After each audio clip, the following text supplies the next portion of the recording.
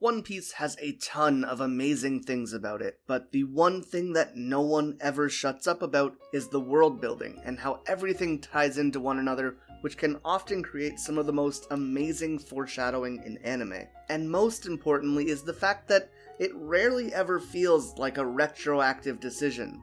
It isn't like 400 episodes later Oda introduces something and it comes out of nowhere. In many cases, it actually feels like there isn't just one instance that leans towards foreshadowing it, and today we're going to be talking about these moments and some of my favorite foreshadowing in the series. If I miss any moments that you really like, be sure to let me know in the comments down below, and if you enjoy this video, be sure to leave a like and subscribe. And obviously, spoiler warning since we are talking about foreshadowing. But with all that out of the way, let's kick things off by getting rid of some of the obvious ones, with the god of foreshadowing himself, Usopp.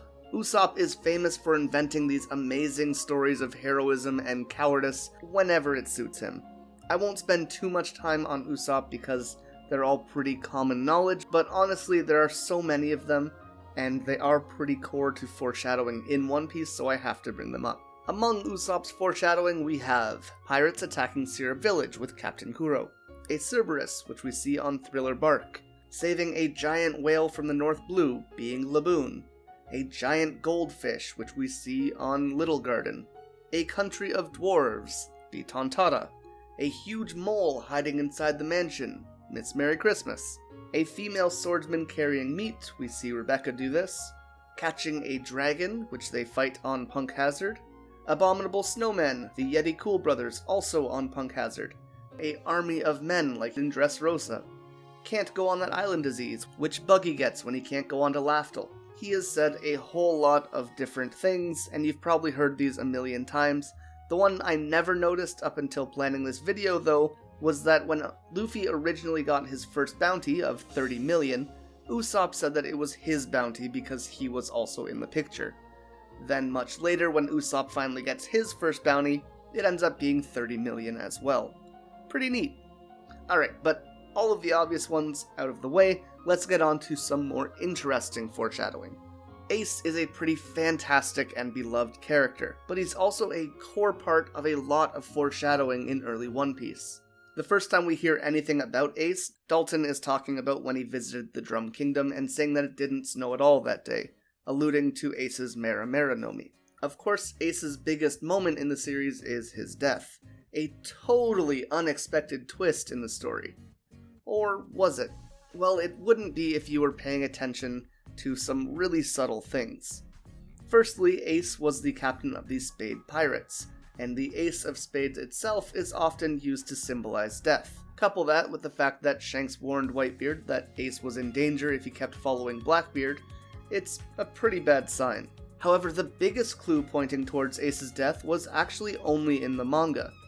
In the cover page for chapter 520, the Straw Hats are all chilling and playing cards, but it is definitely hiding some things. If you look at Luffy's face, it might be really familiar, but where have we seen it before? Oh yeah, that's the face he makes when Ace dies. But hey, that could just be a coincidence. After all, he is losing at cards, right? Let's keep looking at the picture. Luffy's holding up a card, which seems to be the reason why he's so upset. A card with Brook's face on it. A skull. Skulls are pretty famously used to symbolize death. Then, if we look at his other hand, and more specifically the front card in it, we see the Ace of Spades. Put that together, we have Ace of the Spade Pirates, Death, and Luffy in anguish. A pretty amazing bit of foreshadowing, and it definitely leans into the subtleness that Oda uses, most of the time when he's writing. And it's the subtleness that can often make the story difficult to guess at times. But when the moments that are foreshadowing pop up, you immediately go, oh shit, instead of, oh, that was out of nowhere and super unexpected. Of course, Ace isn't the only brother Luffy has, he also has Sabo, who many people complained showed up out of nowhere. But again, if you pay attention, you can find hints to him several times through the series. Firstly, and most obviously, we have Ace's tattoo. If you don't know the meaning behind it, it can look really strange. Why include the misspelling of a character's name on your protagonist's brother? Ace definitely doesn't have an S in it. However, if you look at it as an acronym instead of his own name, that would be totally different. It stands for Ace, Sabo, Crybaby, meaning Luffy, and Edward Newgate, Whitebeard, with the S even having a cross through it, which represents Sabo's pirate flag. On top of that, the famous scene with Luffy and Ace sharing sake in the manga also has a third cup, mostly out of frame, but it is definitely still visible. Next up, and admittedly weakest of these points, we have a man in a top hat with blonde hair at Luffy's attempted execution in Logtown. And of course this happens moments before the head of the Revolutionary Army shows up. The same Revolutionary Army which Sabo is chief of staff of. And lastly, we have sake being left on Ace's grave, which was most likely Sabo as well. Ace was also involved in hunting Blackbeard. We first hear of Blackbeard just before Drum Island, when we find out that pirates essentially kicked Wapol out of his island, later hearing that Ace showed up and was looking for Blackbeard, who had already left by the time he arrived. When we finally do see Blackbeard in Mocktown, we don't quite know that he will be the major antagonist of the series. However, we do get a scene with him and Luffy at a bar, where they have completely opposite taste in food and drinks, alluding to them being the antithesis of one another, as well as Blackbeard's role as antagonist. There's also this really subtle moment where Blackbeard is giving his speech to Luffy, and as Luffy, Nami, and Zoro walk away, Nami says that he is really weird. But Luffy says that he is the wrong word, and when Nami asks what he means by this, Zoro says they is probably better suited, possibly being linked to Blackbeard's ability to host several devil fruits at once. Combine this with Blackbeard's flag having not one, but 3 skulls on it, and his constantly shifting personality, and you have a huge theory and conspiracy about Blackbeard's body being the host to 3 people. I'm including this because while it is a theory, it's something I really believe could be true, and even if this theory is proven to be incorrect later, these will definitely be factors which are foreshadowing something in the future.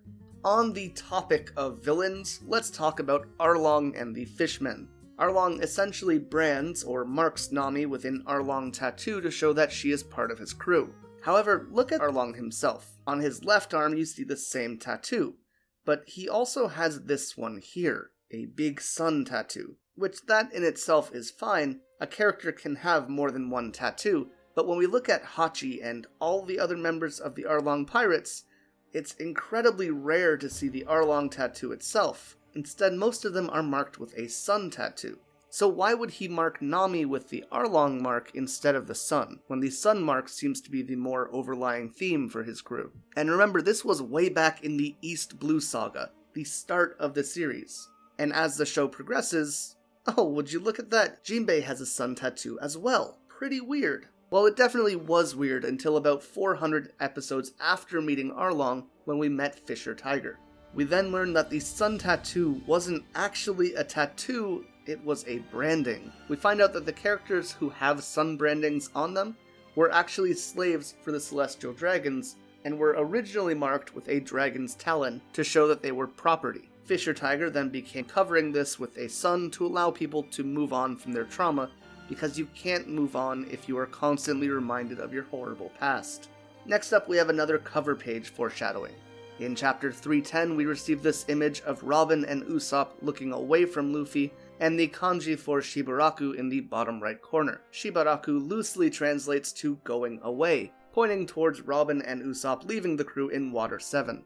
Next up, we have Laboon's backstory from Crocus telling us about the Rumbar pirates from 50 years in the past, and by relation, linking us to Brook's backstory. On Sabaody, the auction master tells us how it's all about smiles now, alluding to the artificial devil fruits which Dofi is selling and a massive plot point in the New World.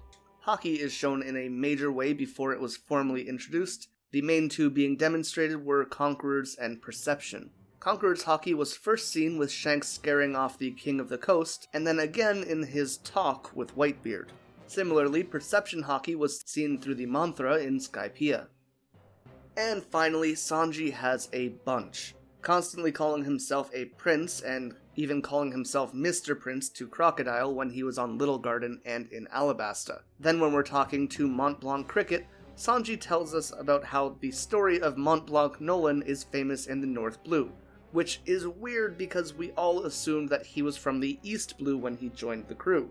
But eventually we find out that he is actually Vinsmoke Sanji, and he's a prince from the North Blue.